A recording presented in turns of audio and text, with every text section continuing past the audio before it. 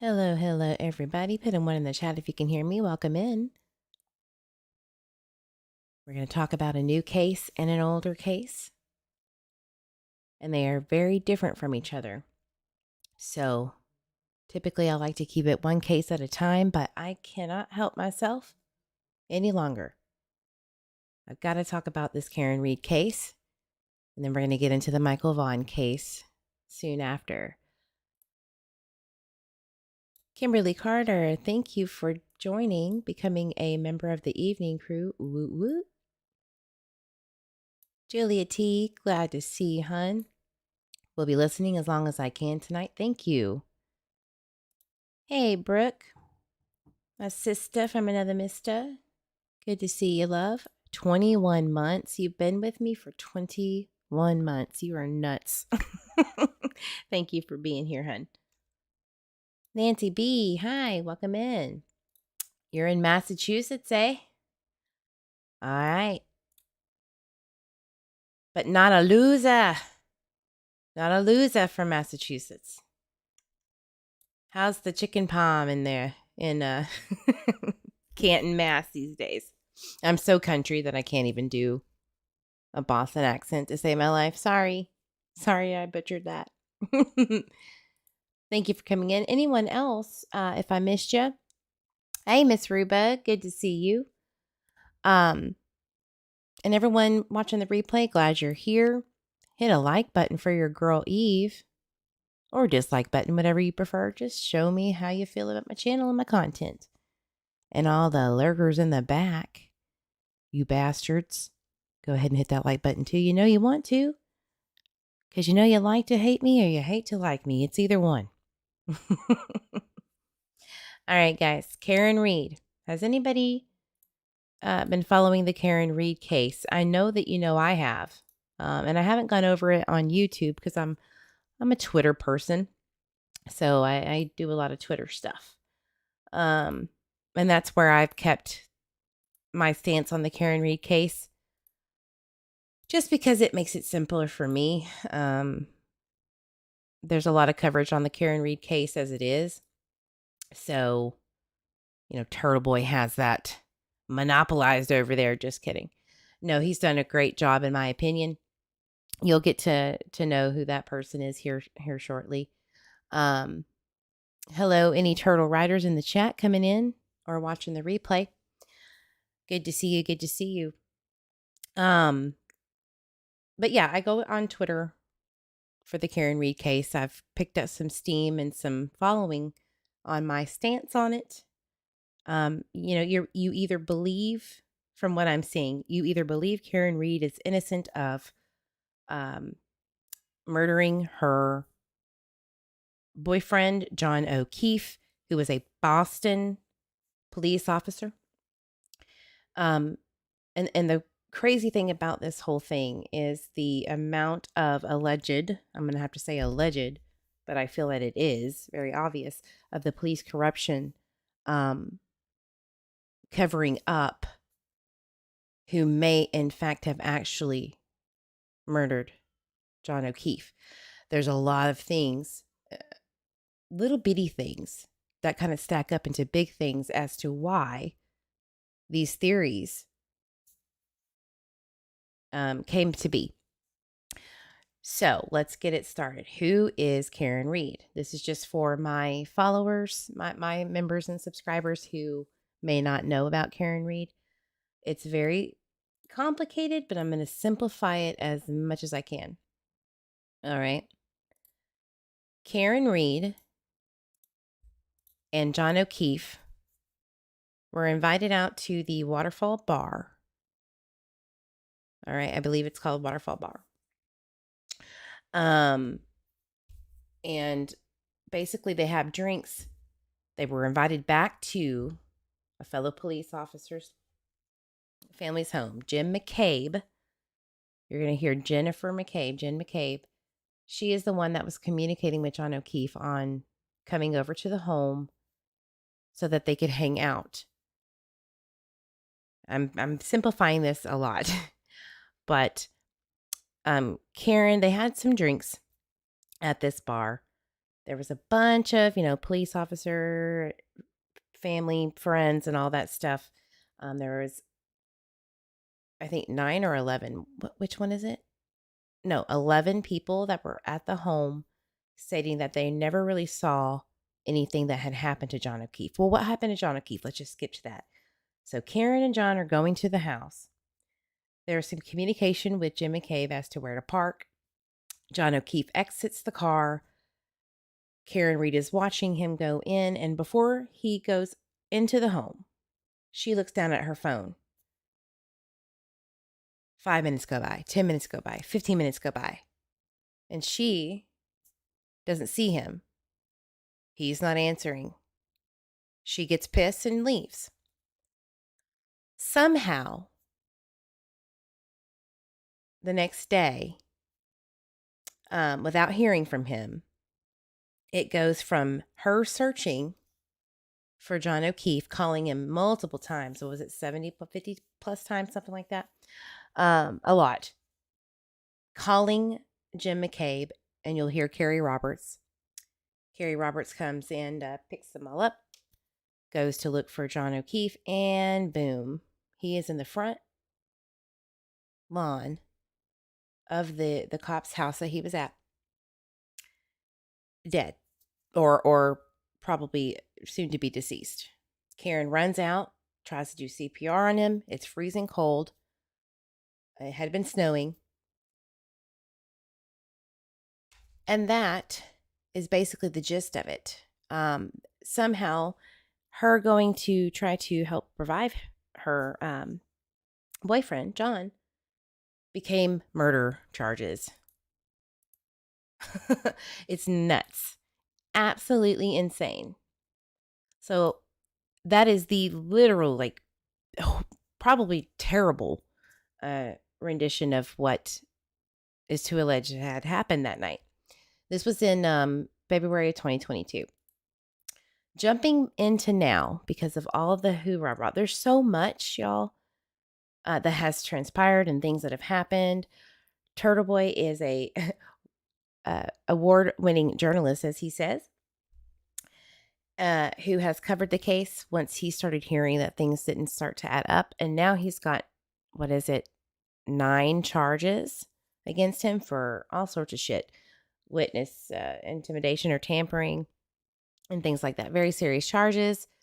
He plays a big key in getting interviews that the investigator didn't do. You'll hear Michael Proctor. You'll hear these names. But at the end of the day, where we are right now is what's important. Right now, there is a FBI investigation into the investigation of John O'Keefe's murder. The theories on how he was murdered, I'm going to skip that for right now. But I want you guys to listen to this FBI looking into this murder case investigation, because this is where everything's going to kind of tie in anyway. Let's go. I'm going to play this video.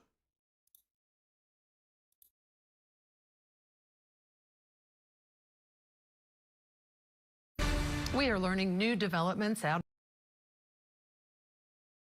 of Massachusetts in the Karen Reed case. The Boston Globe is reporting that the district attorney is saying he is mystified by the FBI's involvement, saying they don't have jurisdiction over a state murder trial. Reed, as you may know, is the woman accused of killing her cop boyfriend and then allegedly leaving him in the snow to die. But her defense claims that law enforcement officials are protecting the real killers, prompting an interest in the case by the FBI. Before we break this all down with my guest Marie Pereira, let's take a look at the case against Karen Reed.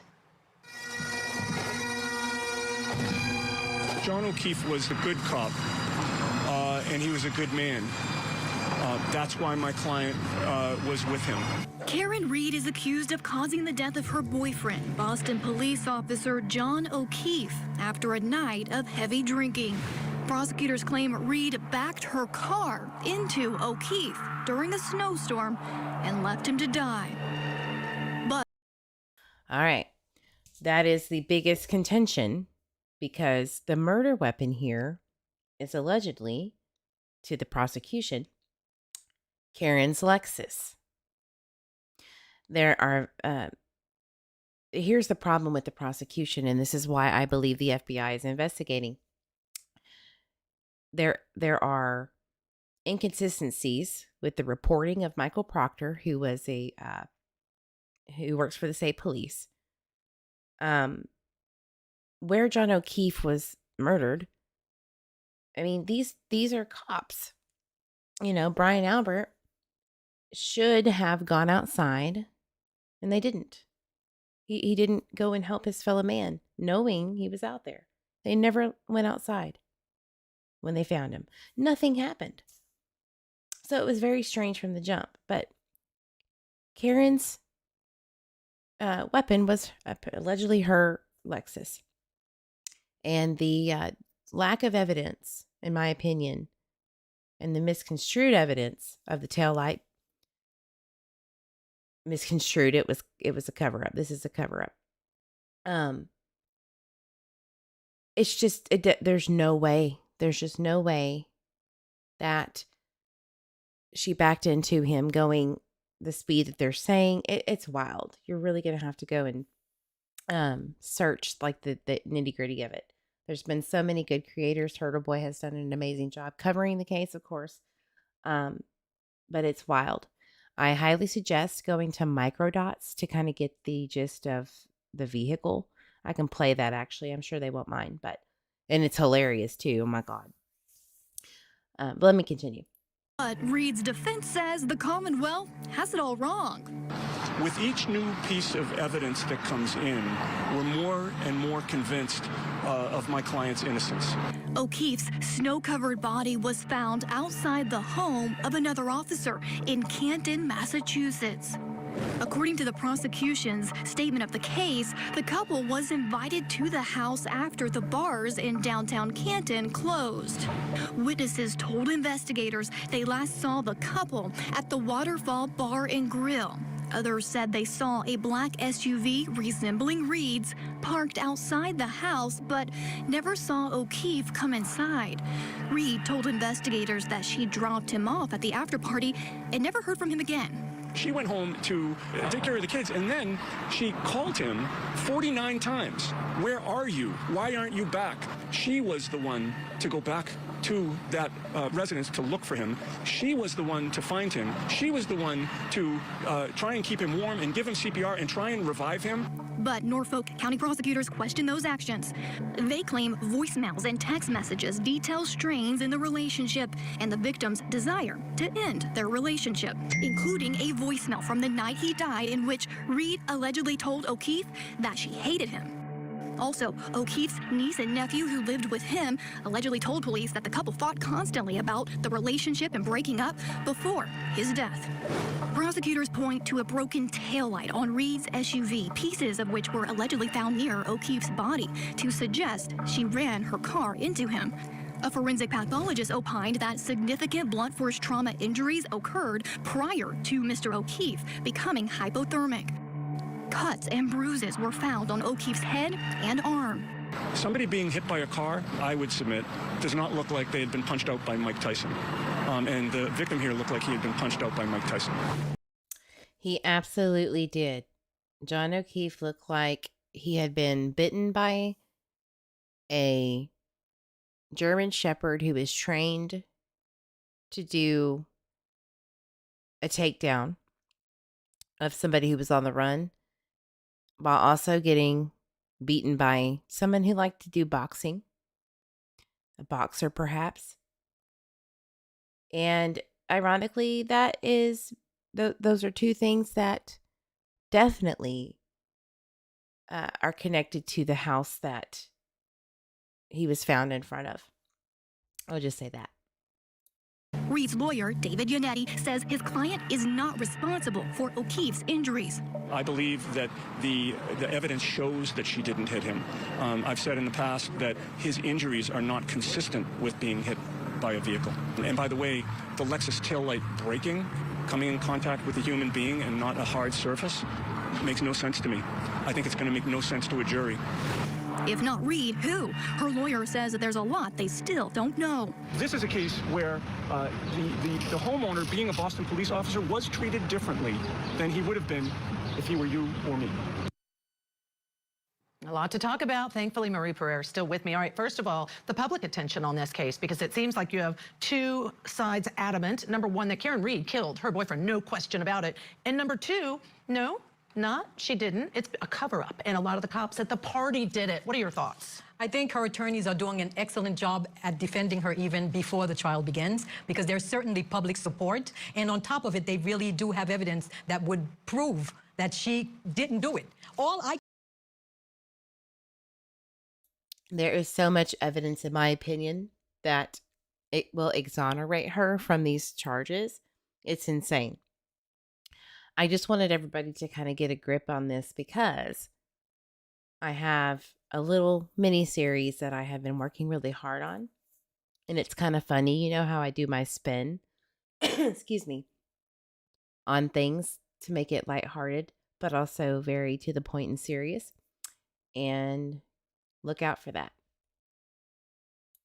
I could remember is a photograph of the victim's arm with what looks like claw marks, like dog, From the dog. Right. And then all of a sudden the dog is not available. Everything else I'm saying maybe, but then when I think about that photograph, how would he get that? Yeah. Not from a motor vehicle striking him. So I think they're doing a great job. I do too, and the 49 phone calls. I think that's significant because I think if the person who did it called, it wouldn't be 49 times. To me, that's desperation. Where is he? Where is he? Where is he? Where is he? Where is he? What happened? What happened? What happened? And so I think that works in her favor too, potentially. Now, the other part of this is, you know, the district attorney did state that he has offered to speak with the FBI, to speak with the U.S. attorney about this case because of the inquiry that they're doing. And according to him, they have not taken him up on that offer. Talk to us a little bit about inside baseball when it comes to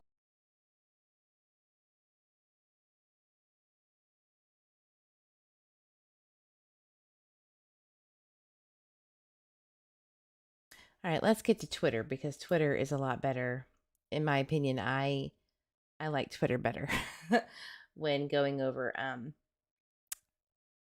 this specific case. So, without getting into the nitty-gritty, I'm trying to in my mind, what's the best way to go over it? So, the district attorney, Morrissey, received a little letter from the FBI, and it says, you are being investigated. The district attorney's office in Norfolk County. That's not good. That is not good. And so, what does he do when he responds to it? He goes, well, it's because two sources don't like me and they have a vendetta against me and a grudge. And so that's why you should ship this investigation out of Massachusetts because it's a conspiracy against me, which is so ironic. It's ironic because that's exactly what's happening to Karen. It's actually happening to her. So I just thought it was very ironic.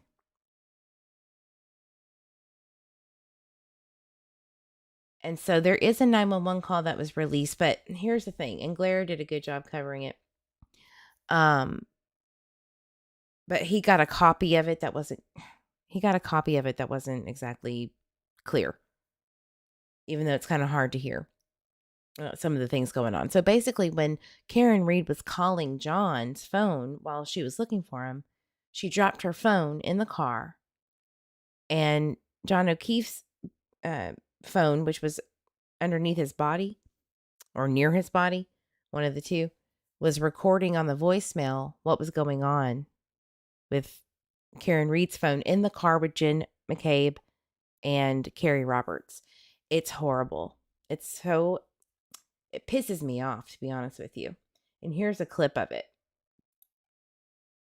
This is Karen in the back. You're going to keep hearing them, her plea for help to Jen McCabe and Carrie Roberts in the car to come help her because she just found her boyfriend in the snow.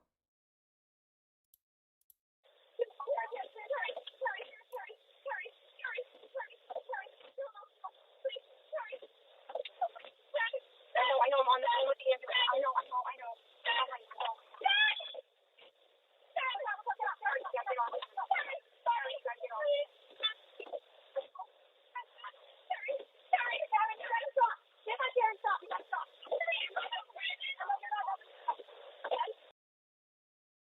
So what does her boyfriend's friend of the friend say to Jen, or sorry, excuse me, to Karen? Karen, you got to stop. You're not helping. Excuse me? Excuse me? You're telling her to stop doing CPR or yelling for help? Whatever the case may be. That is a shitty thing to do. Despicable. Despicable. So Jim McCabe, who knows John O'Keefe, she this is how she calls in tonight, or the dispatch. She goes, yes, we need what was it, an ambulance or something. We found a man in the snow. What? Like it was a stranger. And it was wild. Let me play the clip. I'm a little tired, guys. Sorry. It's been a day. I got a newborn. It's wild. And he's doing great, by the way.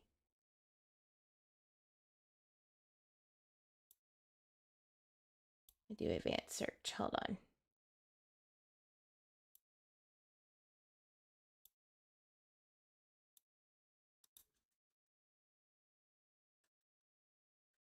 Just go to my page. I see stuff going on in the chat. Sorry, I'm trying to do too many things at once, but I will get to it, I promise. Oh my God, so funny. That's all I've been doing is literally covering Karen Reed.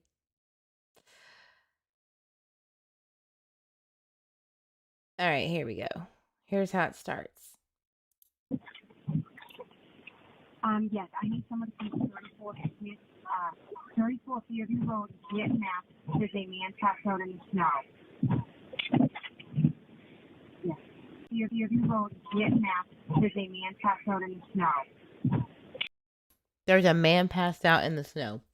Ma'am, I thought you knew they were searching for him. She knows it's him. Obviously, Karen's freaking out. There's a man passed out in the snow? Here's the kicker, y'all, and I'm going to stop here after I play this. The kicker of it all that you really just need to know is Jim McCabe, who was the in-law of Brian Albert, who is the homeowner. Or is it Chris Albert? God, my brain. Oh, sorry. At the end of the day, she Googles how long to die in the cold at 2:48 in the morning. They found him at 6 in the morning. She knew damn well. She already knew he had been deceased. And she says passed out. So there's a lot of distancing language. That's all I needed to know, honestly. That right there. Her Googling how long to die in the cold. And then blames it on Karen Reed asking her to do that. And it was a oopsie. It was actually Googled at 6 because she did it again. She opened up the browser and probably did it again to manipulate the situation later on. She had an excuse for it. She said Karen asked her to do it, and that's bullshit. You don't hear it in the audio at all. That was it for me. But then it gets worse and worse and worse. The little things. She deletes so many text messages, phone calls, screenshots. She deletes that search.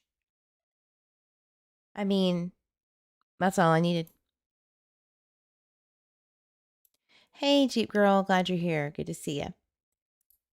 So, look out for this little mini series. It's wild. But if you would like to see some, humor and information, that's kind of summarize better than I can speak tonight, this is where you go. Go to my Twitter page and then go to Turtle Boy. There's a lot of people that follow me and I follow them. I mean, they just have a really good grasp on this. Olivia, you'll see her on here. I follow her and she follows me. Just go check it out if you're ever interested. All right. Getting off of that.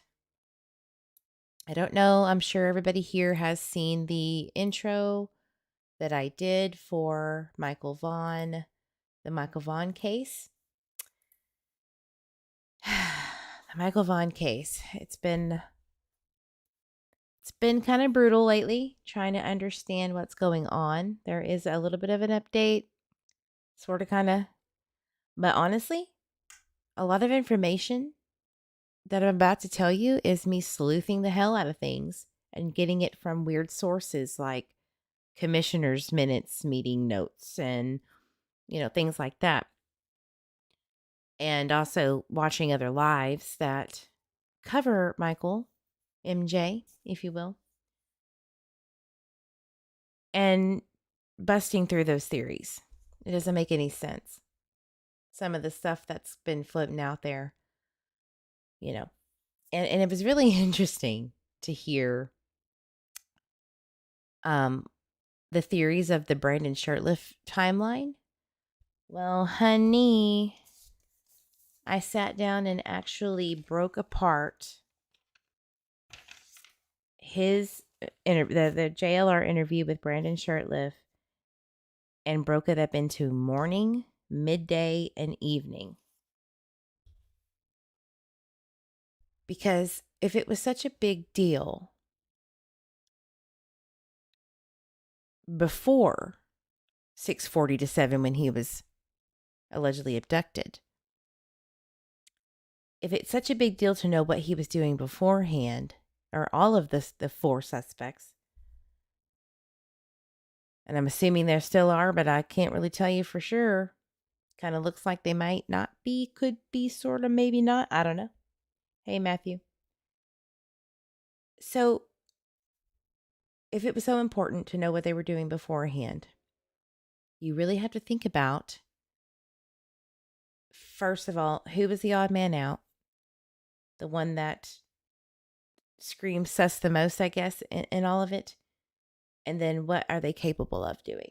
Where were they? Why are they not speaking? Where are they now? So now that we have this new information that Brandon Shirtliff had allegedly given somebody around the Brandy and Co. crew this screenshot of him being in Nampa at the Applebee's, as Brandon said, that's where they were on the day Michael was abducted. Whatever fashion that may be, whatever that means. We got to think about the timeline. How long do they have? And I'm going to be honest with you. I'm assuming that they were hauling ass. Okay, hauling ass to get to abduct Michael. I mean, they had it on their minds. The only way that they could have done something, at least Sarah and Brandon, okay, would have to have been thought out. Right? Because the time it does not make sense to me. There's no time. But Brandon wasn't really clear about the interview on some of the things. He was very, in my opinion, jumpy. He was jumping around a little bit, so it sounded like one thing when it wasn't. But he'll follow up with kind of reiterating what actually he is trying to say, and I'll show you. All right. Michael Vaughan. Where is Michael Vaughan? I want to give a shout out to JLR. I have actually not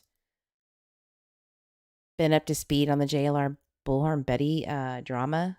I came into the Jerks Live late, and so I have no idea. I have to go watch theirs, and then I have to go watch Six Ups. There's a lot I got to catch up on today. So I don't know about any of that, but all I know is that I appreciate JLR for doing that interview.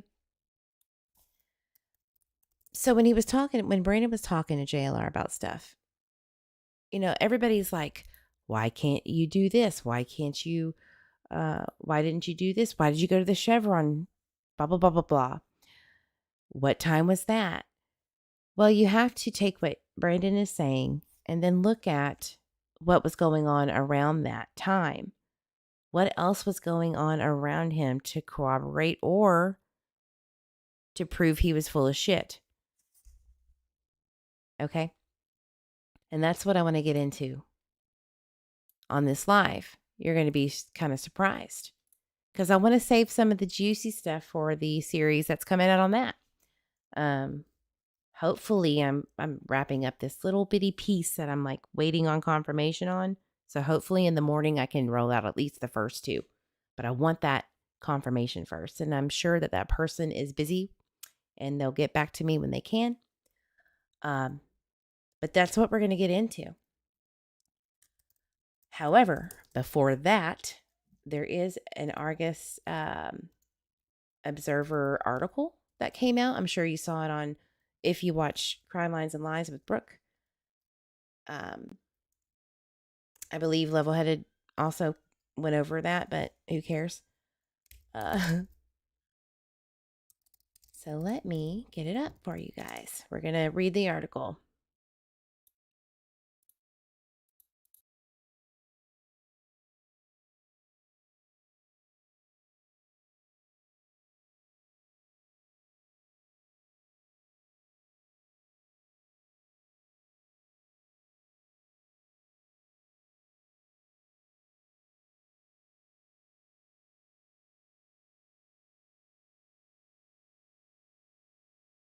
All right.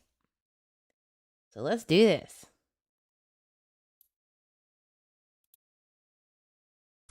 Fruitland, a Christmas tree donated to his family 2 years ago, still stands in the living room of the home of Michael Monkey Vaughan. The boy has been missing since July 27, 2021.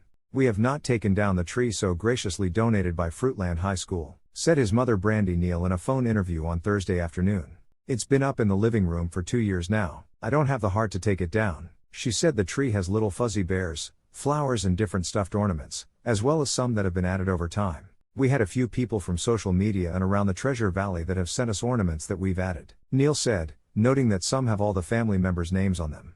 Also still in the living room is one of his smaller favorite toys, a Spider-Man action figure. Michael was fond of that superhero, as well as Batman. The family continues to hold out hope that Michael will come home and that somebody who knows something will finally come forward and tell police what they know.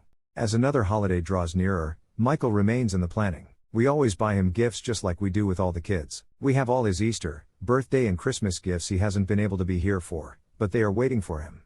She said, at home, there are photos of Michael everywhere, and some days are harder than others. Michael has 3 siblings, an older sister and brother and his baby sister, Buggy, who turned 4 in August. Some days it's rough. She'll play with Michael's toys. His bed is still the same. She talks to him a lot. She turned 2 a month after Michael was abducted. It's been really hard on all the kids, just the little things, Neal said. Meanwhile, Michael's mother and father, Tyler Vaughan, are doing his best to be expected. He's my strength on days I don't want to get out of bed and vice versa, Neal said. We just kinda keep each other going. All of the kids need us. She said a resource that has been extremely helpful over the past few years is a peer support program through the National Center for Missing and Exploited Children.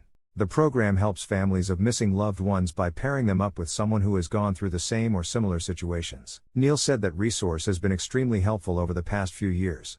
Michael's parents were paired up with a lady who had gone through a similar situation, which helps us on those really hard days. Hey! Speechify here. You have exceeded your daily HD word limit. In order to continue enjoying your experience with high-quality voices. Oh no, I gotta upgrade.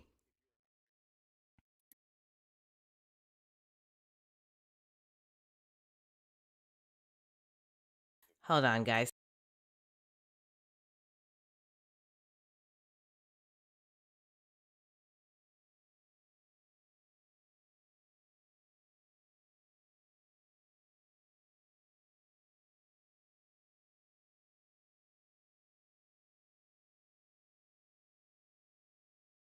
Sorry, I exceeded my reading abilities for this thing. So let's skip to where I kind of wanted to get into it anyway. So Michael's parents are paired up with a lady who had gone through a similar situation, which helps on those really hard days. I'm glad that she has that support no matter what. I do believe that's a great thing to have. So I'm happy for her for that. Cynthia Walker. Now, I was like, man, that sounds so familiar to me. She's the one that was in the beginning, like the KTVB article. She was the one that was like, Cynthia Walker is walking her dog when she noticed that the search was happening. And she's a short-haired lady that was on that says, we would have seen him by now. He wouldn't have wandered too far. We would have seen him by now. And I thought, oh, she's still, giving her support. That's really nice. She's a sweet lady. So that's really nice of her to do. Michael's on the prayer list at her church. That's very sweet.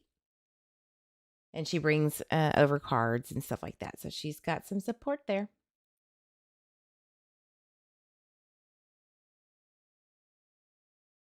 So I'm going to skip over. It's been too long. 856 days, y'all. You know how it is about them days. Have to be accurate. And we still don't know where he is. And it's gut-wrenching. She said she couldn't believe Friday was the 1-year mark of the police publicly naming 4 suspects in Michael's case. So here we go. This is kind of the nitty-gritty of what I want to cover. What has Huff said? What's new? What's going on?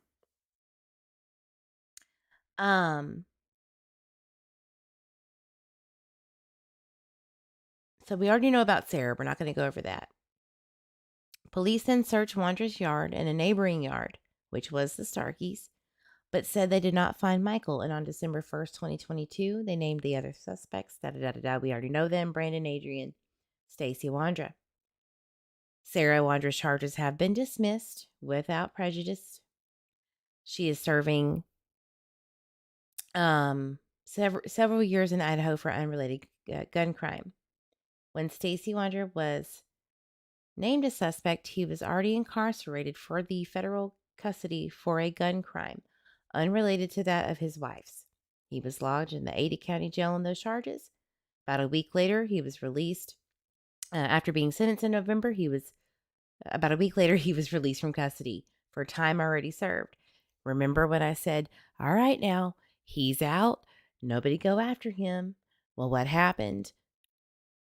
Randy and co-friends, pitchforks handy, let's get him. But that was quickly shut down, thankfully. So no going after him, which ironically I got blamed for. It's funny, when you're not 100% loyal, I guess, or in with the crew that you're in, they become your enemy. Everything's your fault. Everything's your fault. Lies start to come out. You start to act like you're a villain, or you feel like one, or you're being portrayed as one. Can't just be like, cut the ties. You gotta jab the knife in where you can.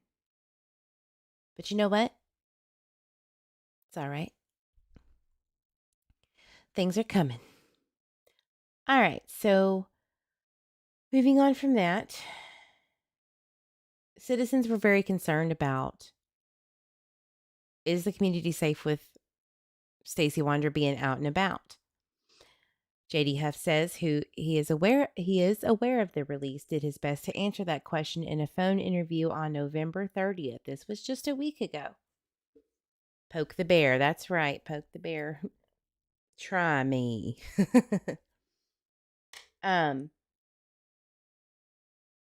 He didn't want to get into specifics about Michael's case, but just a week ago, He said, as far as the community's safety, he said, we all need to remain vigilant. The chief went on to say that this is because every day communities can be impacted by people who do bad things, such as committing crimes. This, excuse me, this kind of made me laugh because he's trying to play both sides here. We all need to remain vigilant.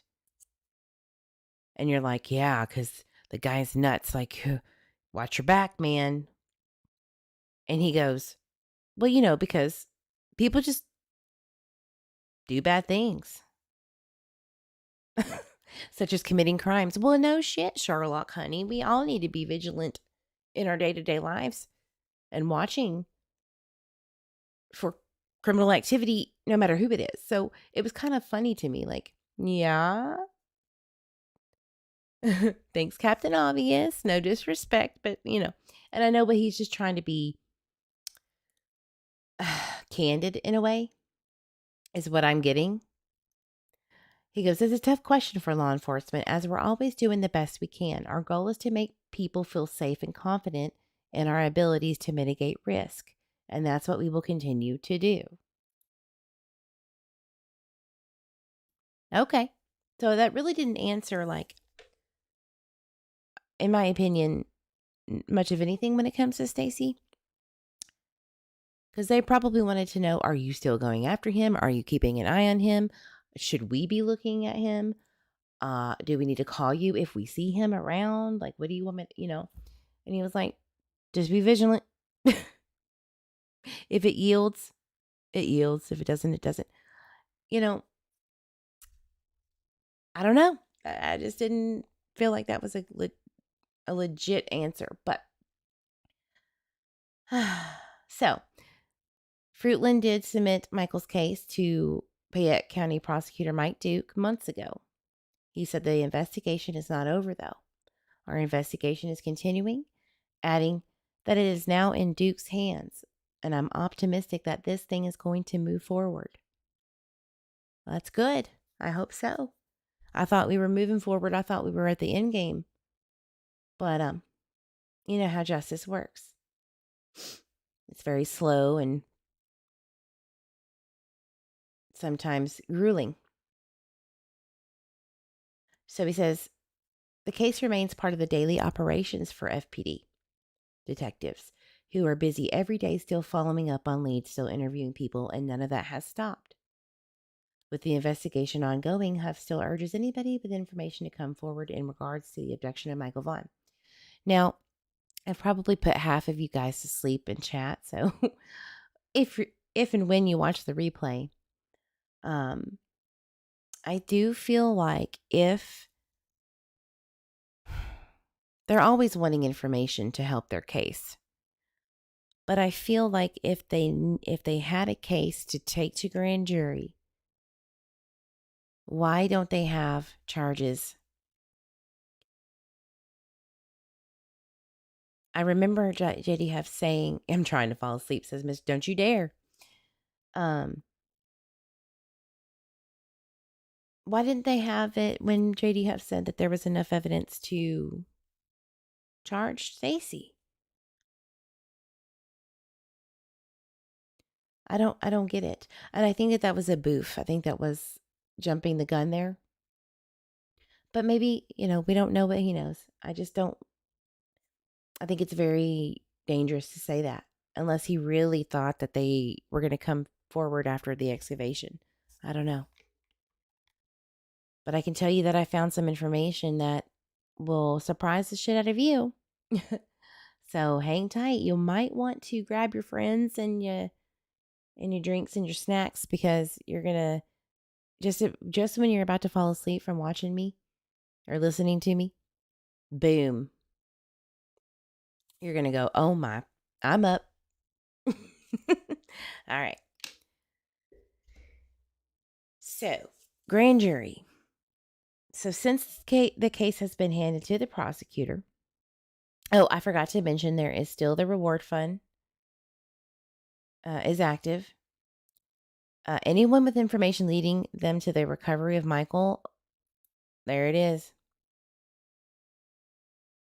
Since Michael's case has been handed over to Mike Duke, he has been silent.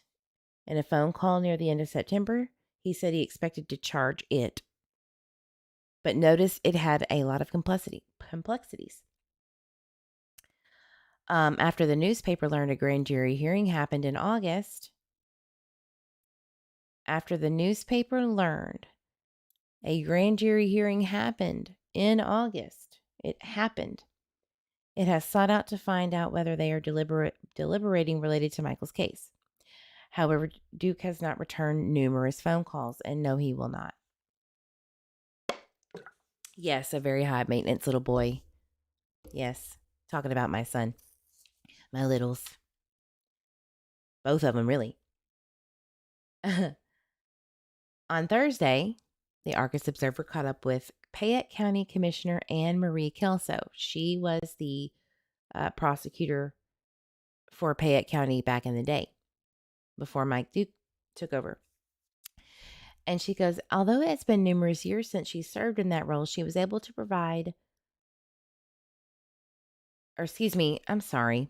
Anne Marie Kelso is the Payette County Commissioner now, by the way. She was able to provide some insight as to timing with grand juries. Now listen to this. Remember when we went over that grand jury stuff? Because I found out grand juries was either coming or happening back in August. Well, she kind of clears up some of the things that I had questions on. Grand juries can hold on to cases for a long time, especially if they request more information or subpoena witnesses or request the state to subpoena witnesses. And whenever they give, when I see articles like this where they're giving examples and they jump right into a very specific thing, like how long grand juries can be held for a case, I think that, either that's everybody's speculation or they know in a way. Because, when you're around doing this, being a prosecutor, for instance, I'm not saying she does know, but, when you do a job for a very long time and then you retire, sometimes you get the word from the bird because you are around the people that you worked with that still might be there, whatever. I'm not saying she does. I'm just saying it could happen. Maybe she heard something. I don't know. Or she's speculating herself, whatever. But people basically want to know how long, let's just say the grand jury was going on in August. How long do they have before it ends and they don't have charges, or they do? Like, how long do they have to go over this case or a case? Grand jury members can only serve for 6 months at a time. As such, she said prosecutors might try to presumably conclude within 6 months or have to start all over, noting she didn't think jurors could be forced to stay on. And I don't think so either from my research. According to information posted on the Payette County's website, there are no further trials, and this is true, for jurors serving October or December. So this is your last check-in. But that is just for jury duty. We don't know for a fact if that's grand jury related. It could or could not be, but they're not telling us anything. Mike Duke's office isn't. Nobody's saying anything. The commissioner's office, no one. So, however, a magistrate court official on Thursday clarified weekly check-ins don't apply to grand jury members. See? So when I told y'all last time that it was a oopsie-daisy, potentially, that they put it on the website for August, or they just didn't think it was going to be a big deal because it's a small town, and that's how they checked in with the jury stuff, maybe. I don't know. But it was a big deal. It is a big deal. If we see grand jury, we're going to jump on it. So now they're saying those check-ins do not apply to grand jury members. So when the prosecutor decides to pull a grand jury, it comprises members of the pool for that time period who then meets as needed. She said within a 6-month timeline of service, the current grand jury's term could be coming to an end soon, as it was selected around July or September or August. So let's just say, I'm going to say August. I'm sorry. I am. And I did see the grand jury thing in July. I think it was like July 31st or something. But I'm just going to say August 1st. February. February is when the 6-month time frame would be up. Ironically, that's when Stacy Wander was going to get out, but he was released on time served.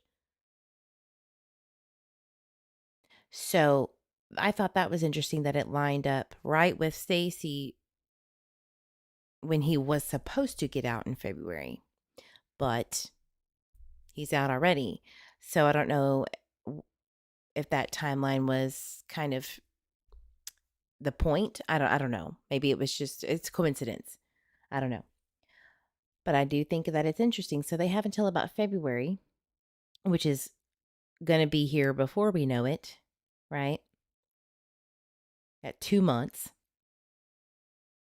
And maybe they're still working on it. Maybe that's why they're not having any more jury meetings with the magistrate, because they're working their ass off on other stuff. Maybe grand jury is taking precedence to get it wrapped up so they don't have it for 2024.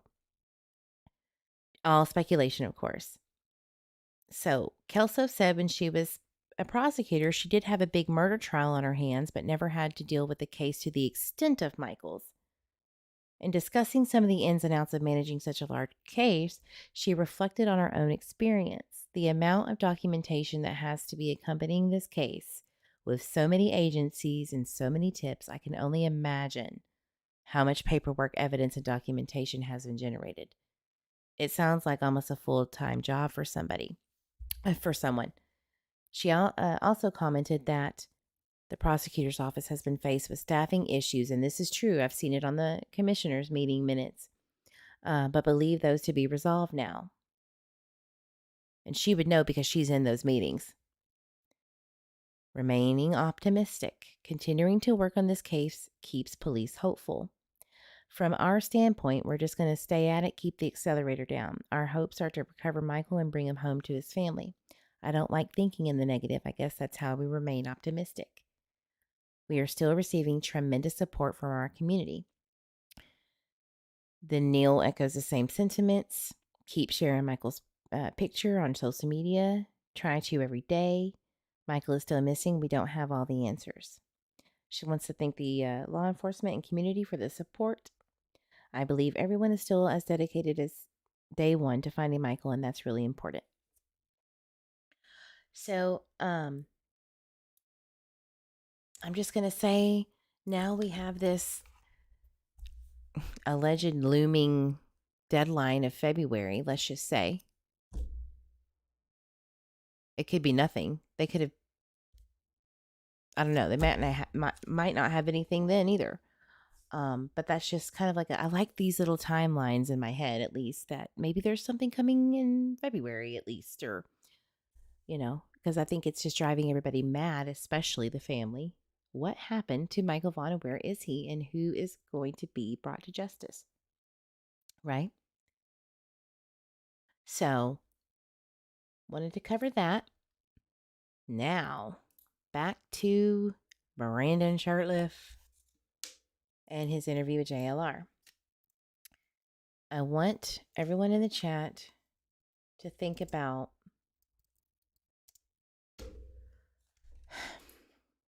three things. Because now we have three timeline confirmations that we can go by to kind of work our way around Brandon's interview, because that's all we really got. And I'm going to be honest with you. Anything that comes from, how should I put this delicately, level-headed and people that he's working with, CJ, for instance, I don't trust either of them, first of all. But second of all, they portrayed it. Let me just tell you this. Let me just say this. I got in contact with a detective to confirm whether the information that was being portrayed on a creator's live the other day, was it yesterday?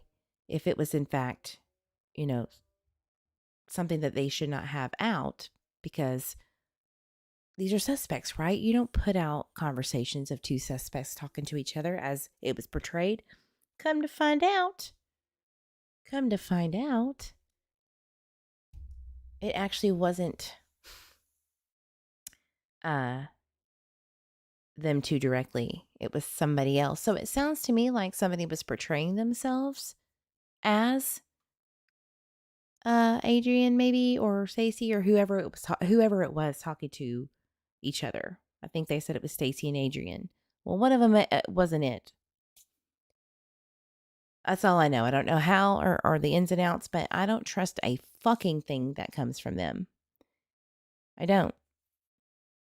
And that's a shameful, shameful way to try to manipulate this case. And I would really hope that Brandy Neal will be more careful with where she gets her information from and who. Because, I mean, it's the same people who you said had a long rap sheet with being an annoying pain in the ass at the Fruitland PD. So I don't know why that information is being, like, used. But whatever. Do you. So let me get up the interview of Brandon. And I think this is going to help kind of clear up some things.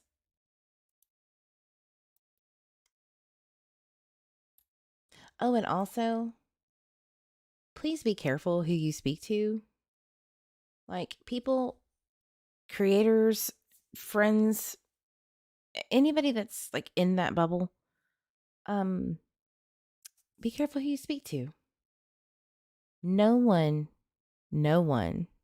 who has had an angle at each other in the case of Michael Vaughan around the mother is trustworthy. I can just tell you that. And the ones that were hating on him. So if you think that the past 2 years has changed somebody at their core, no, they're actually worse. So if you think that becoming a friend of the enemy that you talk shit over for 2 years is smart, it's really not. It's really stupid. And I highly suggest against it.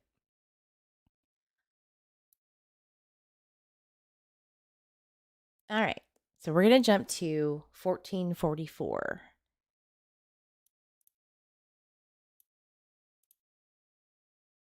This is kind of where the most important timeline confirmations that we can get. All right, let's start. So yeah, that morning, where were you all at on July 27th, 2021, the day Michael was reported missing? Where were you guys at in the morning? Okay, so earlier that day, I spent the night there because we came in towing my car from my mom's to their house, and we came back over there, and then right as soon as we were getting the car back to the neighborhood, the whole neighborhood was on high alert looking for the little boy, Michael Vaughan, and they said he went missing right that day earlier, right before we came in with the car we were towing. Okay. So we know from the KTVB articles and all of the articles that when was the neighborhood alerted of a search? Cynthia Walker was actually in that article. So Michael Vaughan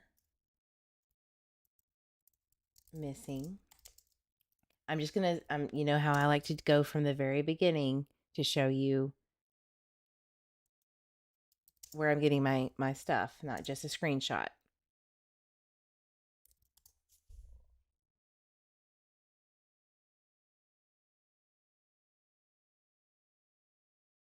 There it is.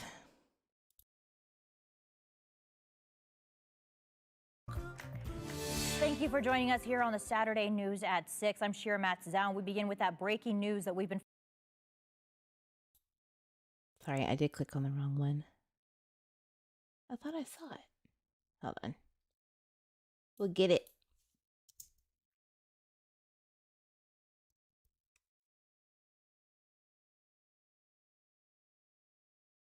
It was 7:30. I'm just going to tell you that.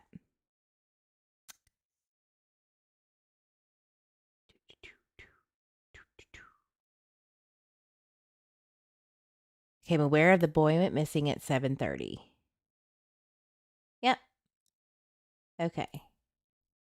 7:30. Neighbors are aware. All right. I don't know why they weren't aware before, because you would think that Tyler, who was searching, would knock on doors. I don't think that he knocked on any neighbor's doors. I'm not sure. I've never heard of that before. If somebody else has ever heard of Tyler knocking on anybody's door to ask if Monkey was in the house there, you let me know. I've never heard it. So I always thought that was kind of interesting. But anyway, right before he goes into the neighborhood, everybody is searching. So he did not come in on Southwest 8th, which is the road going down, like Southwest 8th. You pass the splash pad, you go all the way down, and you can take a right into the Hidden Meadows subdivision where the Wanderer's house is. All right. So it had to have been after 7:30. So there's a confirmation, boom, right there, that he did not enter. If he's speaking the truth, is what I'm saying. It had to have been after 7:30. And then right as soon as that happened, I went out and tried to look for the kid with Sarah. We got in her little Toyota car and drove to the gas station and drove around after we got out of the pickup, and then tried to look in the field to see if he went down by the river or if he could be out just wandering lost. And that's what hit my mind first. And then from there, it was me and Sarah. We went to the gas station, got some milk, and then did this and that and came back. And then right when we got back, Carson had his pickup next door with a light bar on it. So I said, hey, we need to start this up and kind of go look in the neighborhood and the farmer field and the river. We got to go find this missing person report that just came out. All right. So Carson Starkey, the neighbor, has a light bar on his truck, and they're going to go out into the fields and search. And Brandy confirms that she did see that. She saw that truck out there. So we know for a fact that that is true. Now, do we know exactly what time? No. However, the footage that I saw of them searching, like a news article that has, coverage of it, there was like a drone operator and a photographer that had all sorts of pictures out. And I looked at the timestamp on his Facebook of that night, and there was a truck with a light bar, and it was at 9:47. That's late. Now, Facebook is kind of iffy sometimes with the times over there. I looked at the mobile and the desktop version of the time. So I'm going to say it could be, this is kind of what makes it kind of screwy. It could be 8:47 instead of 9:47. But at the end of the day, that truck was out there. Brandy confirms it. So even if it was at 8:47 at the earliest time, right, they should have confirmation that they're looking. They should be able to corroborate this with geofencing data, cameras, you name it. And Carson should vet for his boy, right? If he was out there searching and Brandon was out there searching, he should say, yeah, that was, they were out there doing their thing. So Michael went missing at 6:40 to 7 p.m. If he didn't get into the neighborhood, and look, I could be wrong. This is speculation only. I'm just going by Brandon's word. No matter how you feel about him, he wasn't in the neighborhood when the abduction time was, because the neighbors didn't know about his abduction or that he was missing, rather, until 7:30. Tyler Vaughan did not call 911 until 7:21 p.m. per the 911 call records that I have proven over and over again. All right. Now, Tyler may have alerted people while he was searching and yelling, right? Maybe Tyler did speak to people on his way. But from what I have listened to, it has always been, and this is from Chrissy Vaughan herself, Tyler's sister, on these Facebook groups, is that 7:00 is around the time that he started going outside to search after the disappearance. But then I've heard that he left around the time that older sister was leaving to go to her friend's house at 6:50. So we're going to go with 6:50. Let's just say people started kind of noticing Tyler looking for MJ at 6:50. And that's the earliest. That's really being nice. So that would be the earliest that people were even aware. I highly doubt that Brandon, if he's speaking the truth, knew. What I'm trying to get at is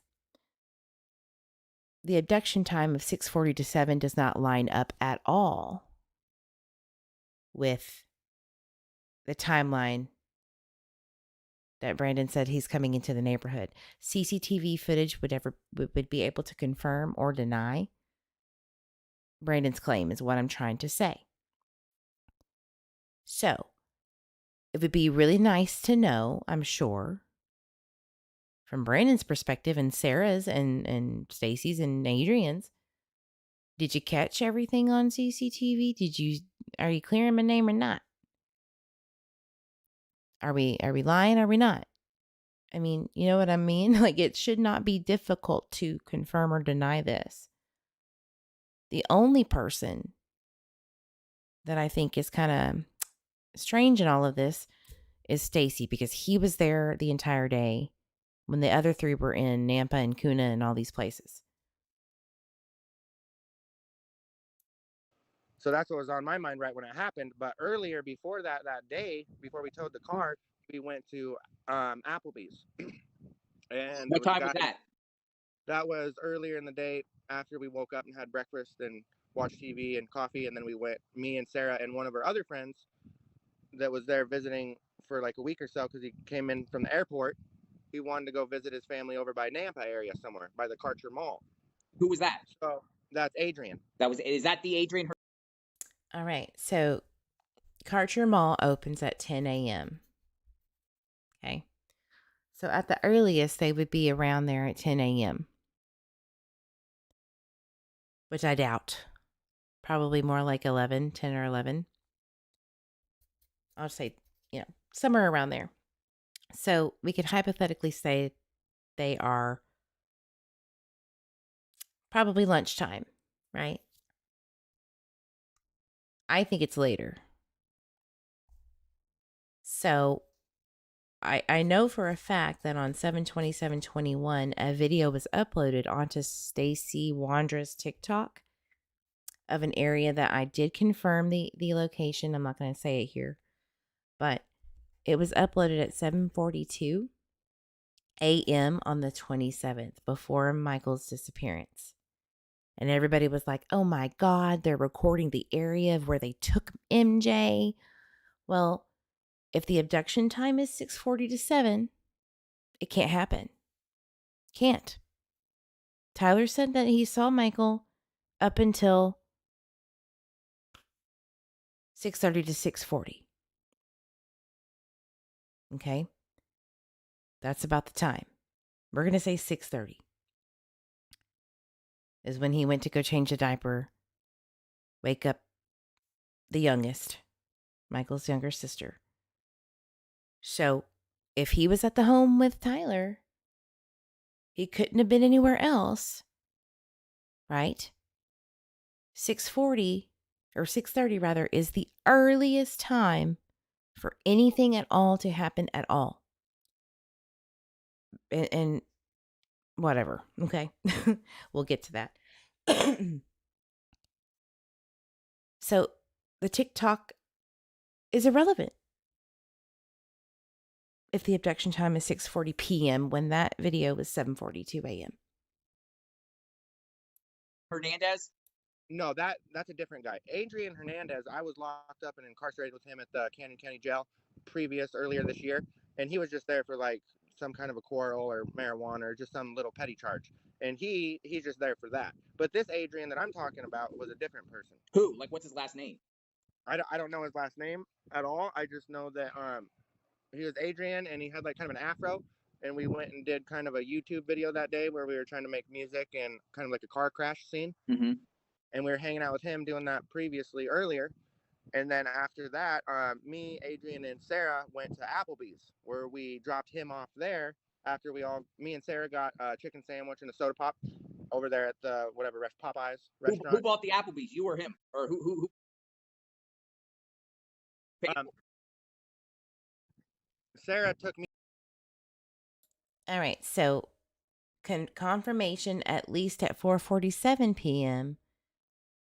We have Adrian at the Applebee's because of the photo, right? We've all seen it. If you haven't, I will pull it up for you. Brandon allegedly sent this photo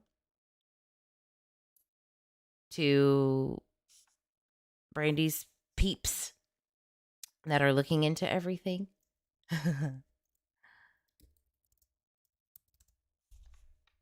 Let's pull it up.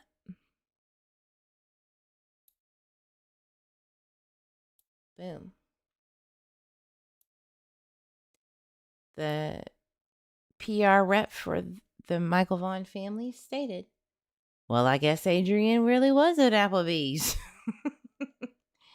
July 27th. Well, damn. How about that? Looks like they had plenty of time to get back to Fruitland. Okay. Well, let's. This is where I wanted to go with. This is what I wanted to dive into. Did they have that much time? 4:47 p.m. Let's get some maps. Let's just do easy, simple Google Maps. And let's do Applebee's in Nampa. The only Applebee's there.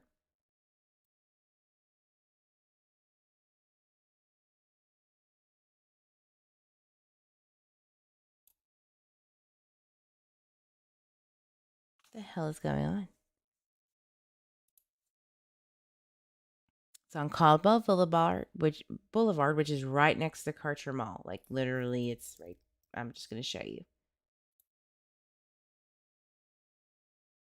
It's a 3-minute walk, 2-minute drive. So that makes sense. They were at Karcher Mall. It did happen. So how long does it take to get back to 1102 Red Wing, which is where the Wanderer's house is, in Fruitland? 30 minutes. Okay.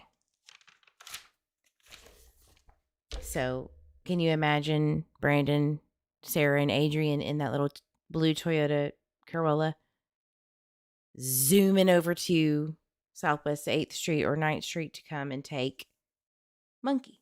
Because they had it in their mind. They had to have had it in their brains. It has to happen right now. Right? We got to see if he's going to come out that house.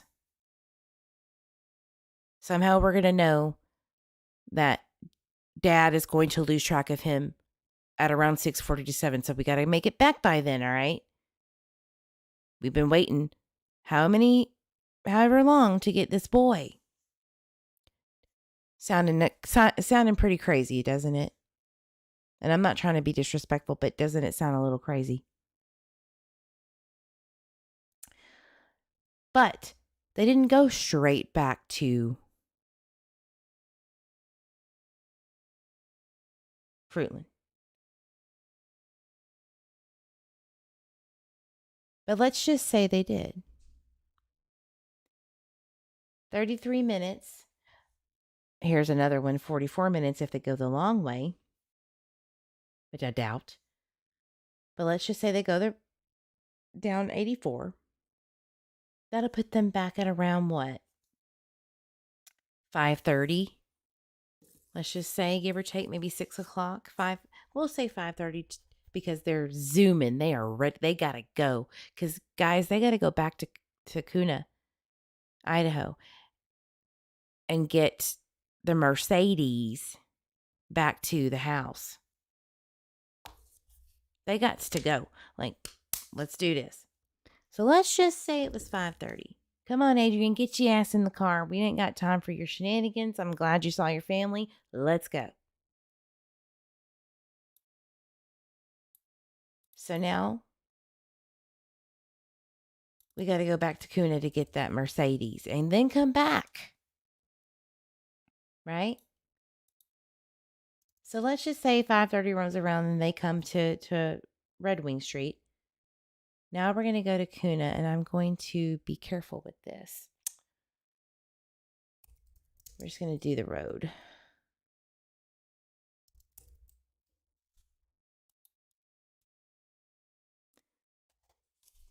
Let's just say an hour. Let's round up to an hour. 5:30 to 6:30. All right, so we got the truck, Stacy's truck that he had, to tow this Mercedes back. So we go all the way to Kuna. It's 6:30 now.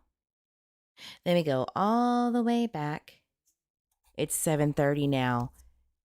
It's 7:30 now, but he stops to get gas and fill up. Right? He said it was right at 7 o'clock at the Chevron in the interview. So I think he was wrong on that. Or maybe he wasn't. Maybe they hauled ass. Maybe Sarah drives that truck like a Mac. Like maybe she is a Speedy Gonzalez and she knows her way around the back roads or something. Or maybe she took some tolls. I don't know. But this makes a lot more sense, what I just said. Because the neighbors saw, or saw the, I guess, cops talking to Tyler about getting all the information at around 7:30. The neighbors were alerted at 7:30. He comes in right after they started searching and stuff. That's what he said. So either he's telling the truth and there's no way the abduction could have happened by them during that time, or he was wrong. What do you think? Do you think it could be proven by CCTV? Yeah, sure could. Me to lunch over at Popeyes, and she was gonna buy a sandwich for me, Adrian, and her. But he said my family's here, I want to see him, so I'm gonna go to Applebee's and go over here and have dinner with them or lunch with them real quick, and then give me a little bit of time to do that, and then you guys come back and get me. Yeah. So we did that, and in the meantime, me and Sarah were bored, just kind of driving around the mall, and we didn't know what to do. So I drove back over to my house to get a water bottle and fill it up with water to bring back over to their house because I didn't like their water. Yeah. And then during that time, after that, we came back to the mall and we picked up Adrian, me and Sarah, and then all three of us, Sarah, Adrian, and I, we hopped in the car and we went back to the Fruitland house. So they didn't drive all the way to Nampa and him drive to Kuna as some kind of weird ruse that Brooks from Crime Lines and Lies was trying to get at. They didn't have anything else to do while they were waiting for Adrian to get done with the Applebee's trip. They were driving around Kircher Mall. They went to go get a water bottle because he don't like Sarah's or Fruitland's nasty ass water. All right. Maybe the city water don't taste right over there. I don't know. But he wanted to get that water bottle from his mama's house.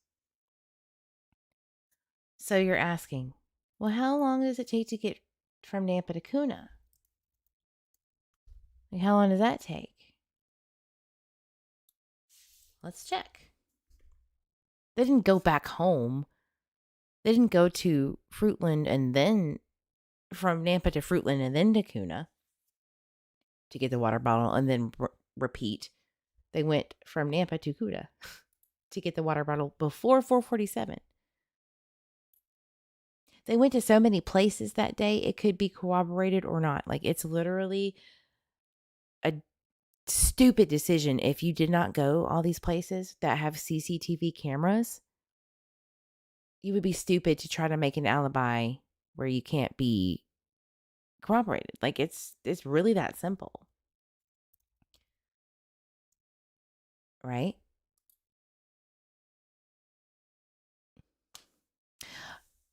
If y'all don't stop over there, 20 minutes, it takes 20 minutes to get, let's just do Carter Mall to be more accurate.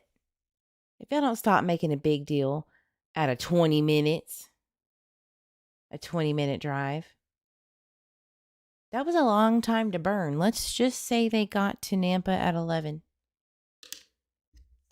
And they're doing all this stuff. They went to the mall. They did some kind of YouTube crash scene for a YouTube video, which that one was weird. I'm going to admit to you that don't sound right.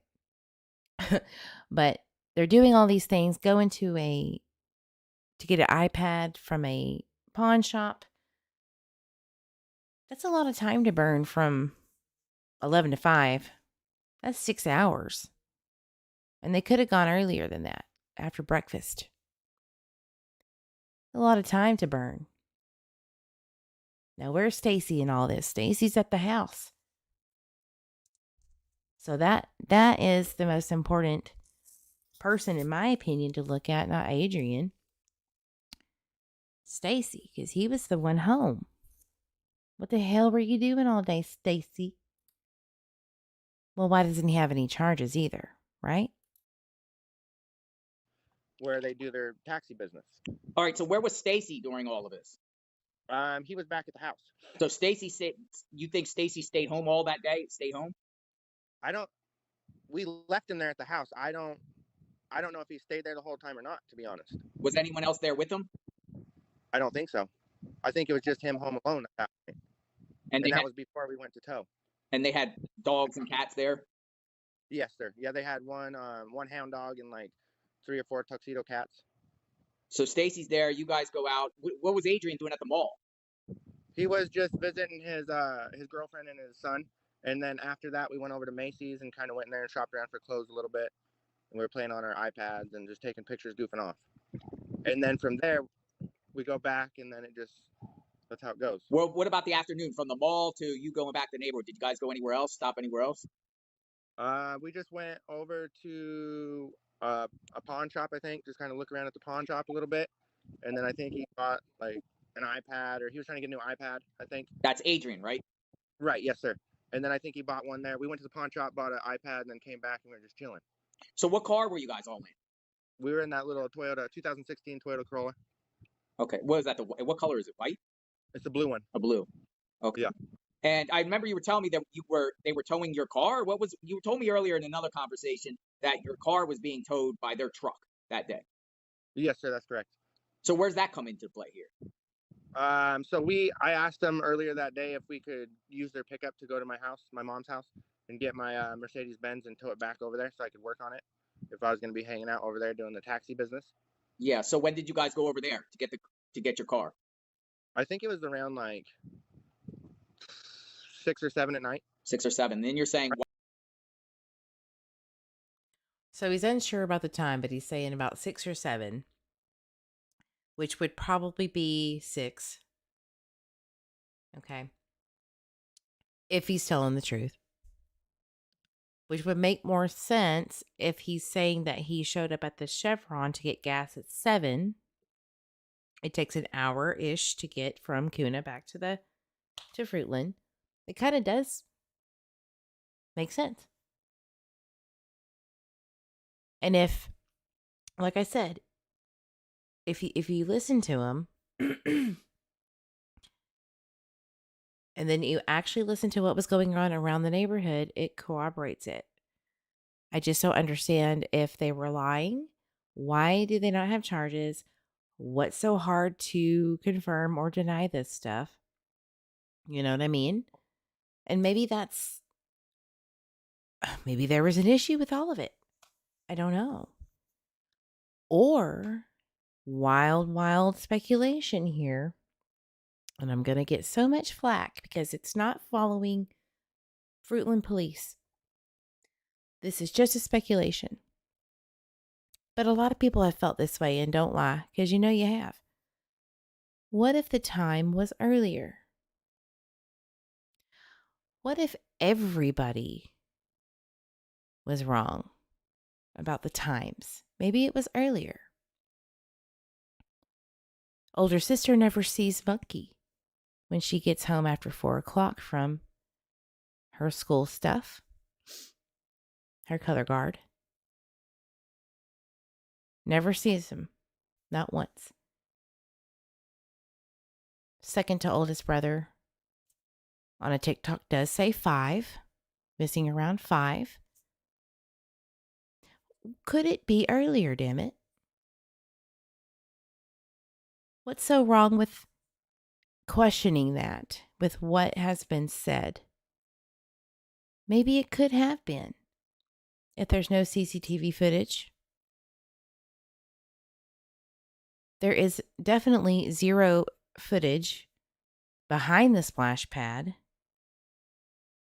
from 5 o'clock going forward per a Facebook post. They pulled CCTV footage of, what was it? Go to Fruitland. It was a Agile Homes. There's a camera on Agile Homes. It's a business off of Whitley. I'll show you. Thank you, Brooke. Hey, Granny H. Good to see you. So, here's Agile Homes. That might help. Agile Homes. Here's the park, the splash pad. They have a camera that can see back here. I didn't know if they knew that. But that camera right here never caught Michael from 5 going forward on CCTV footage, and neither did the house cameras by the splash pad. Okay. They did catch Tyler back there walking. They did. The FBI allegedly has confirmed that. So he wasn't back there. So when people are like, well, okay, well, Brandon and Adrian and Sarah had time to get back to Fruitland to abduct Michael, the time doesn't work, first of all. Right? It can't.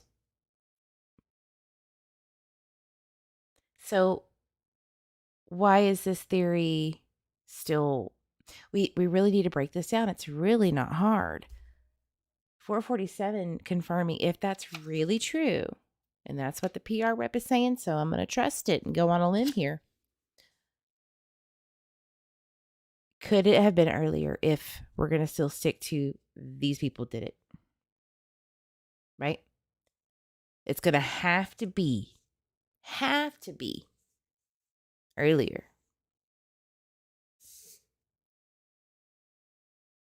Or later. Maybe somebody got them from someone else. But it couldn't have been on that time if they're telling the truth. So it doesn't make any sense, right?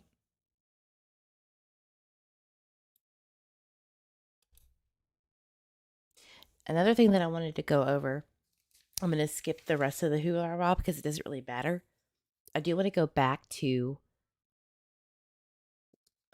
earlier in this interview, and then I'm going to call it a night. Look at my notes because I'm old school. 6:04. Who else worked for the taxi business? This is important stuff. This is very important stuff. Who else worked for the taxi business? Faith Taxi LLC that Sarah and Stacy ran. How much did they pay you doing the taxi? What were they paying? Usually they charge like $2.25 or 50 cents a mile. So basically, they'll go out and let people go where they want to go, and they just cover the fuel and give them like a little tip or whatever to help them with groceries. Okay. Did they have other people working for them besides you? Yeah, they had one other guy that was working there, and then me and Stacy and Sarah. So there's like 4 total. What was the other person's name? Do you know? The other guy was I want to say it was another Hispanic guy that was my friend that they met during that time. Yeah. And we kind of hung out, and he had an SUV, and He had an SUV. They hung out. It wasn't Jesus. His name wasn't Jesus. Or Caesar. It wasn't Caesar Garudo.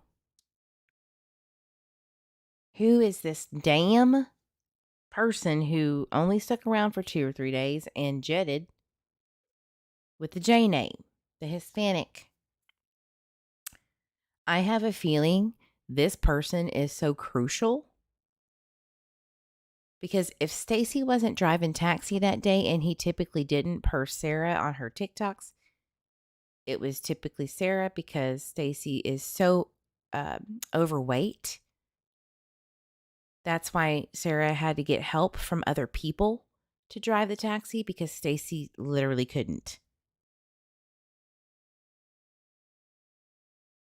That person is so crucial. And why isn't law enforcement, if this person is worth a damn, are they hiding that on purpose? And if they're not, why aren't they telling us? And why is he telling us on an interview? Is that person dangerous? Is that person somebody to be looking at? There's a lot of Hispanic men with J names. Julio, Jose, Juan, you name it. And there's so many. But we do know he has an SUV. And he only hung out for a day or two around there. A lot of people did and jetted. Why was he there? Did he know what happened? Has he been planning it this whole time? Who is this person? But they said Stacy was all by his lonesome that day. But they can't really know that if they weren't there. Who was over there? drove around a little bit and talked, and he kind of stayed there like 1 or 2 nights, and then after that he just kind of headed out. You don't know his name? I want to say it was like, it wasn't Jesus, it was like, I think he means Caesar or Jesus, kind of like one of those names. I think he's thinking of Jose. Or maybe Julian.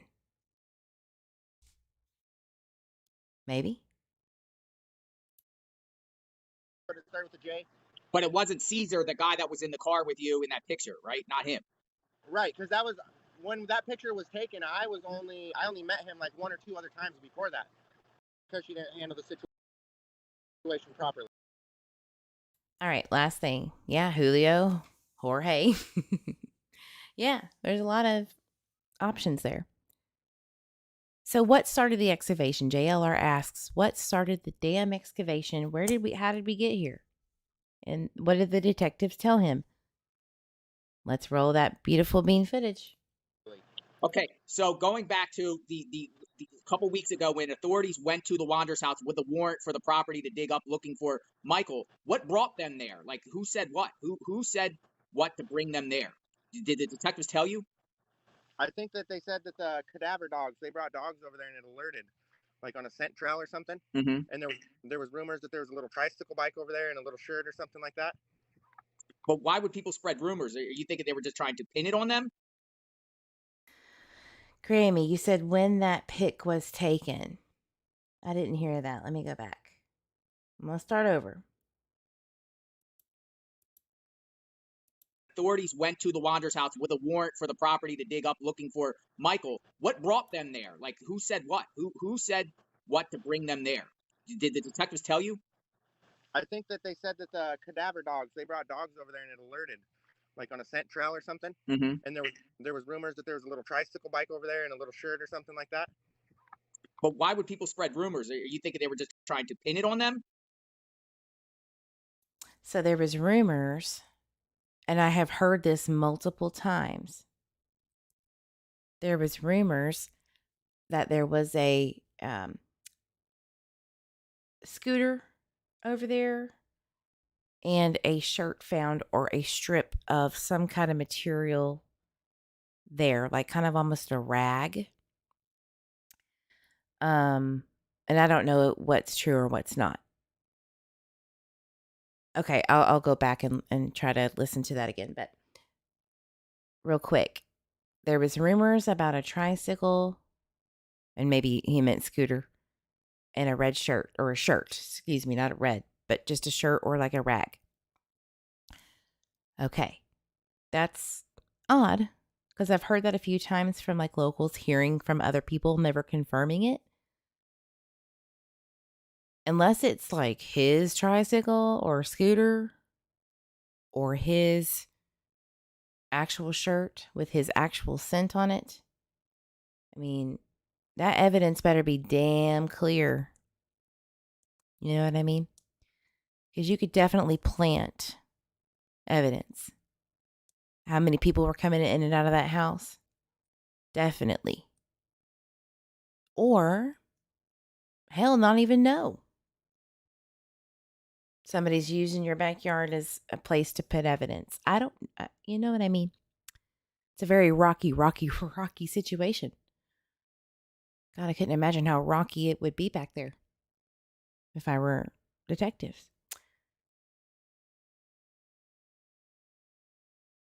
Wasn't there a flip-flop loss at some point? Yeah, and I don't even know if that's... I don't know. That could be planted too. It's weird. I don't know. That's just speculation. Okay, you said go back a little bit. I think Tanner did anything like that. I just know that Tanner and Sarah got in a fight, and that's why she got charges in the first place, is because she didn't handle the situation properly. Okay, so going back to the couple weeks ago when authorities went to the Wanderers house with a warrant. Oh, you're talking about... Okay. I have to go back to the 6-minute mark. You're talking about the guy with the J name. How much did they pay you doing the taxi? What were they paying? Usually they charge like $2.25 or 50 cents a mile. So basically they'll go out and let people go where they want to go, and they just cover the fuel and give them like a little tip or whatever to help them with groceries. Okay. Did they have other people working for them besides you? Yeah, they had one other guy that was working there, and then me and Stacy and Sarah. So there's like 4 total. What was the other person's name? Do you know? The other guy was I want to say it was another Hispanic guy that was my friend that they met during that time. Yeah. And we kind of hung out, and he had an SUV, and we drove around a little bit and talked, and he kind of stayed there like 1 or 2 nights, and then after that he just kind of headed out. You don't know his name? I want to say it was like, it wasn't Jesus, it was kind of like Caesar or Jesus, kind of like one of those names, but it started with a J. But it wasn't Caesar, the guy that was in the car with you in that picture, right? Not him. Right, because that was... Oh, okay. Grammy H. He's talking about the picture of Caesar Garrido in the car with him in the back seat, and Sarah and Stacy are driving. They had taken him to his house on July 18th of 2021. It was before Michael disappeared, but there is a picture of, yes, Sarah and Stacy and Caesar Garrido and him. Yep. So that's a separate situation, but great catch, because I forgot to mention that. But yep, I actually today confirmed that because I forgot that was a thing. I was like, wait, what picture? And who is he talking about? And then I remembered it was Caesar Garrido. So good catch. Why crime? Hey Eve, just saw you were live. I'll have to catch up. Hi. Yes, I'm sorry. I'm very, very slow tonight.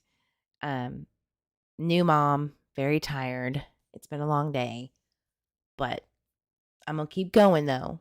Half of my audience is asleep, so it doesn't matter anyway. They're gonna be the replay crew. So, thank you for stopping by. Thank you, Why crime. All right, so I'm glad we cleared that up about the Caesar Garudo thing. I think Brandon told JLR that Caesar was involved in some way, but I don't know. That could be bullshit. I don't know. All right, so the next thing, real quick, going back to what brought them there. He said it was the scent dogs, the cadaver dogs, which, as I've said before,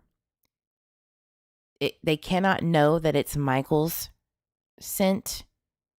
If it's a cadaver dog, because that would mean that they know he's deceased and they have his body, because that scent confirms with the cadaver dogs. So they don't have his body, obviously.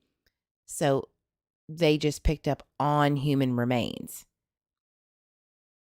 The other evidence, if there is any, is going to confirm or deny if they are tied together, potentially. And even then, it's kind of shoddy. It's because there's cameras in that neighborhood. The timelines don't make any sense of when, and we'll get to that on another fucking day. But it doesn't make any sense. That other evidence has to be like the bombshell of bombshells. That should be able to tie everything together, but maybe that's where it went south.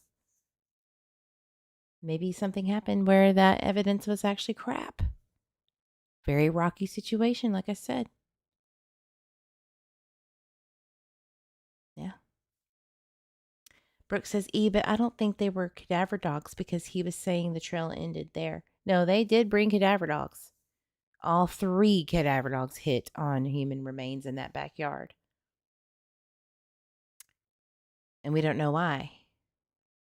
So that's why J.D. Huff was like, okay, then, well, per the tip that we got, he was buried back there and was moved because he ain't there now. So that other evidence, if there is any, has to be Michael's.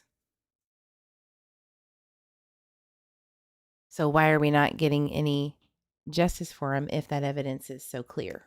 As JD have said, we have enough to arrest Stacy right now. Well, why haven't you? That's where my mind is spinning. And I know that it takes a lot more than just that. I know that there's, other things that they must need. And maybe that's where the grand jury is the problem. Well, that doesn't mean they did anything. Maybe the grand jury needs more and they don't have it. It's all about, can they get a conviction? They have one shot and they don't want to mess it up. Right? So I highly doubt that you would release one of the 4 suspects if they were in jail, right? Unless you really didn't have shit. That's just how I feel. It's very weird. It doesn't sit right with me. And then going over the timeline with the basics that I just did, I don't see how it could line up any other way unless the abduction time is bullshit. Listen, I'm just going to be straight and real with you. And I could be completely 100% wrong about this. But it is very odd to me. And I said what I said on this. It's really difficult for me to get around the fact that older sister did not see him after 4. Whenever she got home after 4 o'clock, never saw him. That's very hard to wrap my head around. Sure, she could have.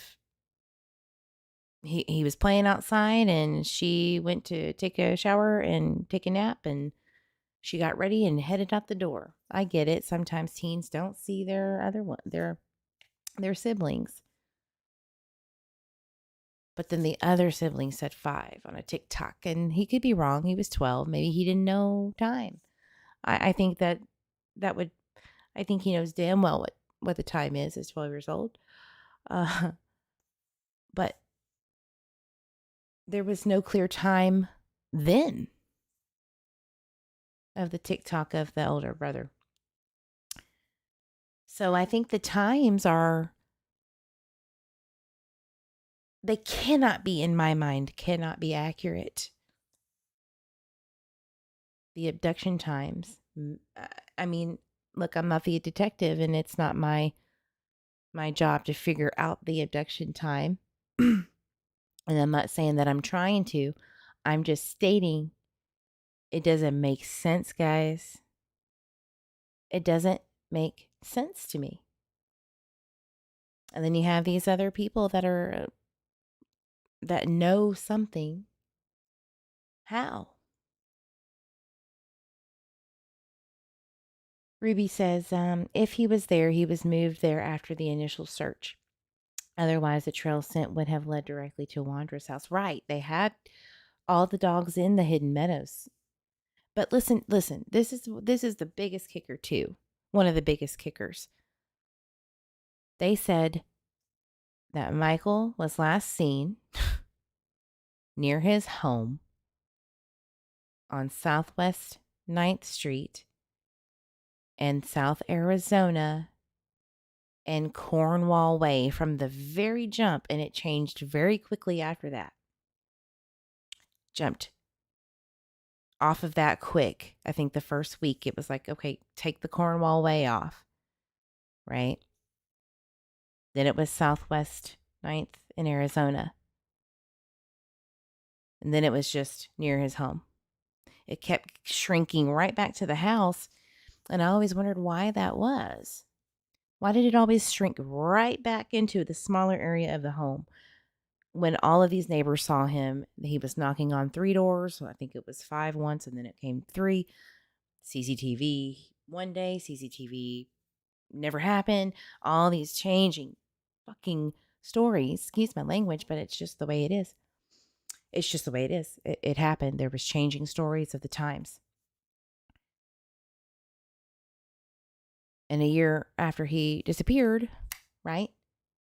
We're still trying to figure out the timeline leading up to MJ's disappearance per JD Huff. So you're kind of like, your heart's racing, right? When you hear that, you're like, how do they not know what led up to the disappearance? Why do they not know about what happened in the time of the disappearance?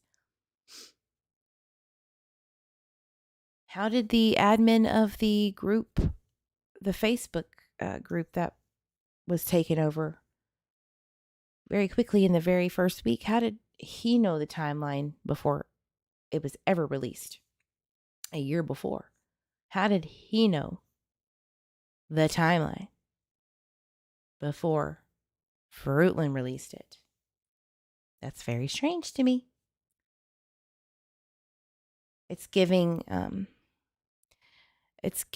a lot of,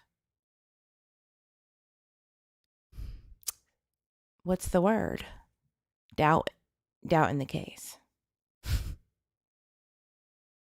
Wink, wink. I look at chat. Ruby Rose, why crime? The neighbor across the street came out on the news and said he was there, but later clarified it was the day before. Well, let me clarify that too. The corner house right to the right, if you're looking at Monkey's house, to the very left is the corner house on Southwest 9th, but it's actually technically South Arizona, right?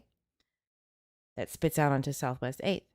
That corner house is Jen's house, the neighbor.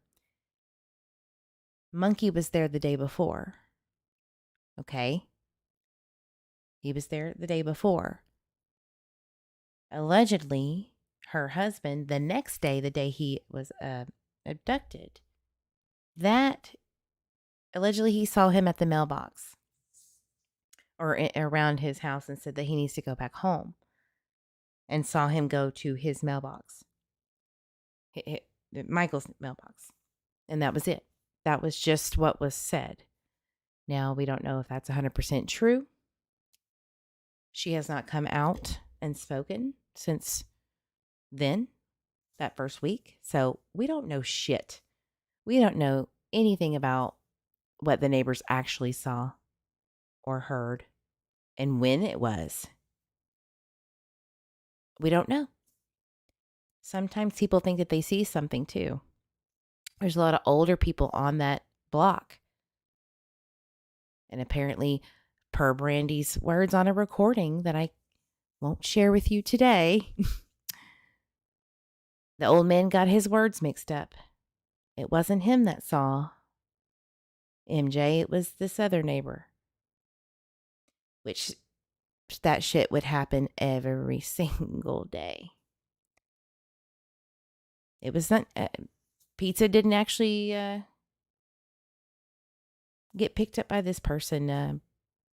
Older brother took it inside. Oh, wait, it was the sister. Who knows? Who knows? It was always something different. Always. Was the grandpa staying with them? Grandpa owns the house they live in now. That's a lot of people under one roof. But allegedly, when Brandy was asked, what about Grandpa? What time did he, leave that day, or what was going on with him?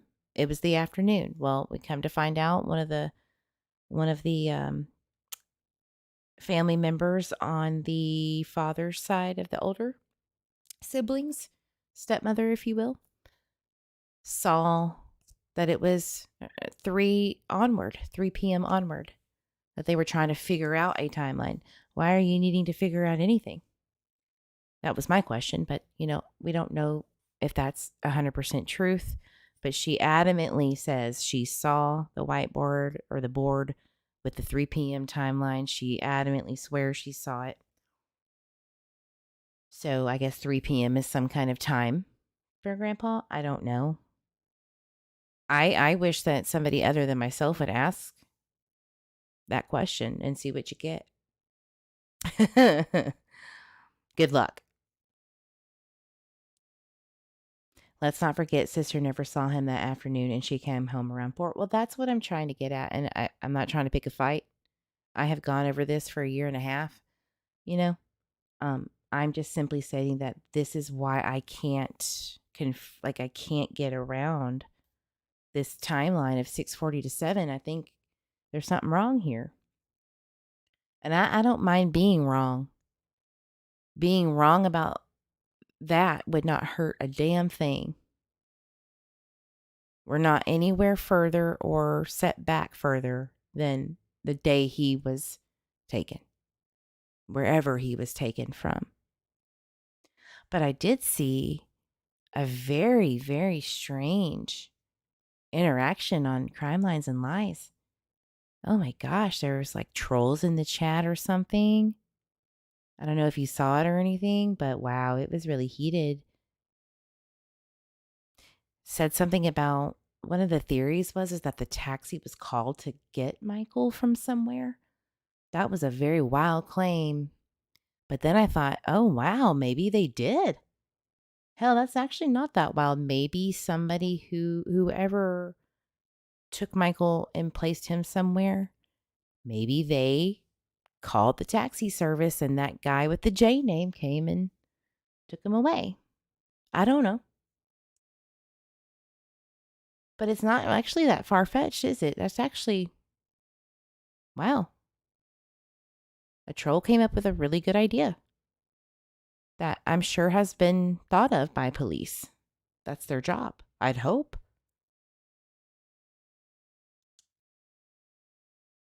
Ruby says, I have a 5-year-old and trust he is never quiet, nor could anyone be in the same house and not know he's there. No shit. Same. But wouldn't there be a record of the call? Maybe. They have apps out there like Telegram, WhatsApp. So maybe not. VPN is a very powerful thing.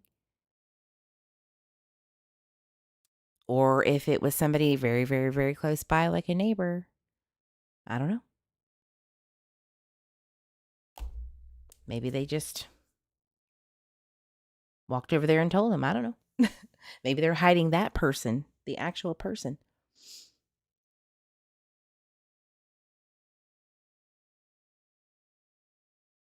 There's just none of this shit makes sense. None of it. And I said what I said. And if you think that hollering for these 4 people to come forward, if they haven't already, is going to work, it's not going to work. It doesn't, or they would have already. But you don't think it's possible that somebody could call the taxi as somebody else and say, hey, got to take this, that, or the other somewhere? So who was it? Who did it? If that's what happened. It's all speculation. But it's not out of the realm. Or it's not any of these people. Yeah, Brooke, I don't like any of it either. That's all I got for tonight, y'all.